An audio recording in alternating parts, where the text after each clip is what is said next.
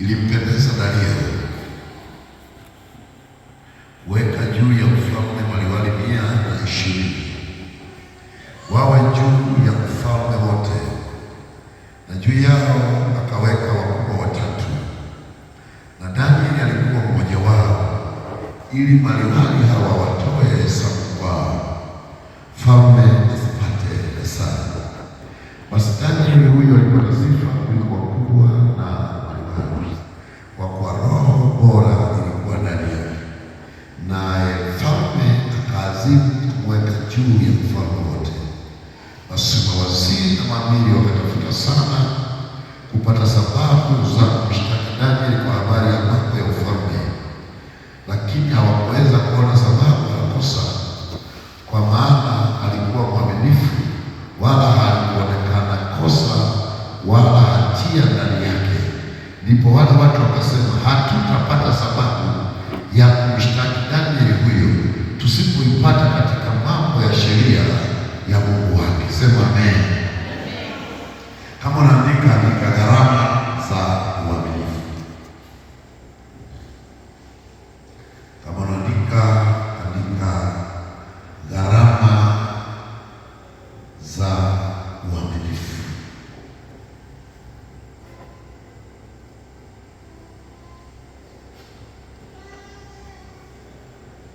Ziko gharama nyingi, lakini gharama ya kwanza ya mtu mwaminifu ni kuchukiwa.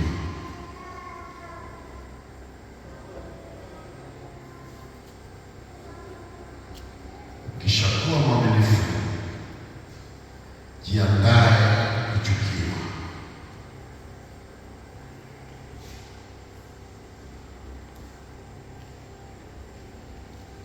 Yaani ndani ya moyo wako unasema, Mungu umezungumza na mimi kwamba ili upendo wako uwe na matokeo kwangu, ni lazima niwe mwaminifu. Ukamwomba Mungu uwe mwaminifu, na ni kweli ukaazimia kuwa mwaminifu, uwe na uhakika utachukiwa. Yaani hilo liweke akilini, japo hata ikatokea ukachukiwa, hata ikatokea ukakosa mtetezi. Mwaminifu hanaga watetezi duniani, ni wachache. Wakitokea mshukuru Mungu. Mtetezi wa mtu mwaminifu ni Mungu. Mtetezi wa mtu mwaminifu ni Mungu. Jina la Bwana libarikiwe. Tumesoma habari za Danieli ambaye Biblia inaeleza vile alivyokuwa mwaminifu. Sasa angalia vizuri, Danieli ni mwaminifu mbele ya mfalme Dario, lakini uaminifu wa Danieli kwa Dario ni matokeo ya uaminifu wa Danieli kwa Mungu wake. Kinachomsaidia Danieli kuwa mwaminifu kwa mfalme Dario ni uaminifu wake kwanza kwa Mungu aliye hai. Kuna watu hawajaelewa. Ukitaka kuwa mwaminifu kwa mwenzi wako, hakikisha unaanza kwanza kuwa mwaminifu kwa Mungu aliye hai. Ndiye atakayekusaidia kuwa mwaminifu kwa wanadamu katika jina la Yesu. Na ndiyo maana hata hapa angalia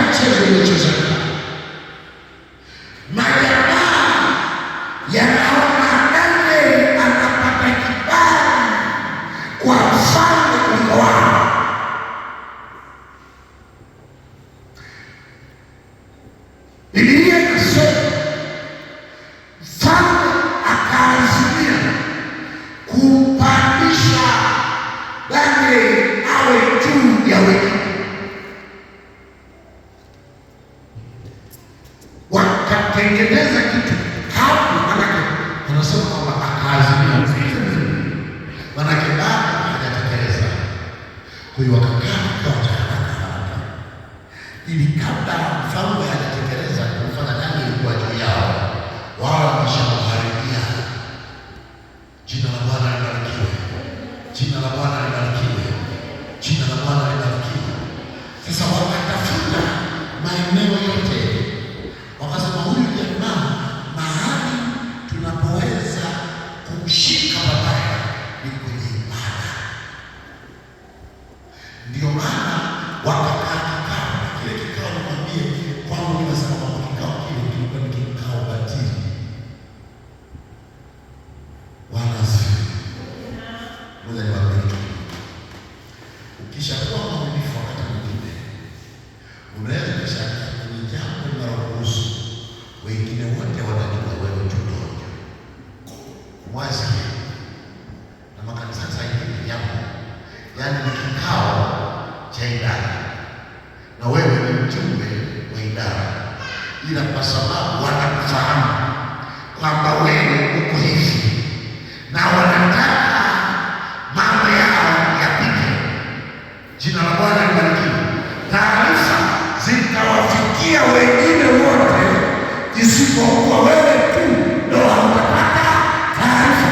Watakachohakikisha ni Korani.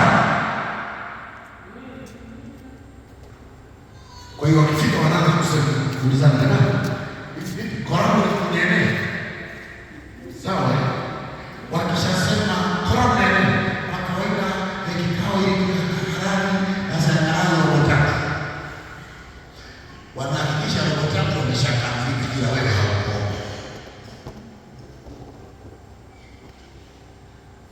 Baada ya maazimio ndipo unashangaa unapigiwa simu.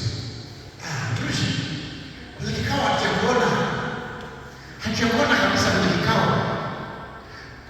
Unajiuliza, mbona kwa sijui? Mbona tunaweza kikao wote? Wakizungumzia mtandao. Kumbe makusudi. Kwani waaminifu. Jina la Bwana libarikiwe. Na wewe umelizika unasema ni mtandao. Kumbe sio mtandao, wanakujua ni mwaminifu. Jina la Bwana libarikiwe. Bwana asifiwe. Ndicho walichokufanyia nani? Lakini pia tabia nyingine ya waaminifu, hawajui kujipendekeza.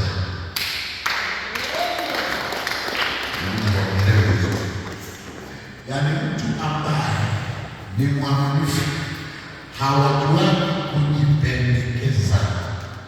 Vijanja vihudi ndio vina tabia ya kujipendekeza. Nasema hii wazi kabisa. Ndio maana walipomaliza kikao cha kwao cha siku, wakaenda kwa mfalme, wakamwambia mfalme, tumekubaliana mawaziri wote na maamiri wote na maliwali wote ya kwamba, kwanza kabla wanasema hivyo, walianza kusifu mfalme, uishi milele, hakuna kama wewe. Na mimi nilikwambia, nikishaona mtu ameanza kunipa sifa ambazo sio za kwangu, wanajipanga. Sio kule, huyo anajenda. Na ndio maana ukiwa hapa, najua tuko hapa wote tunajulishwa, ukitaka kupoteza mwelekeo, kubaliana na sifa. Ukiona wewe umeombea mtumishi, wanaanza kusema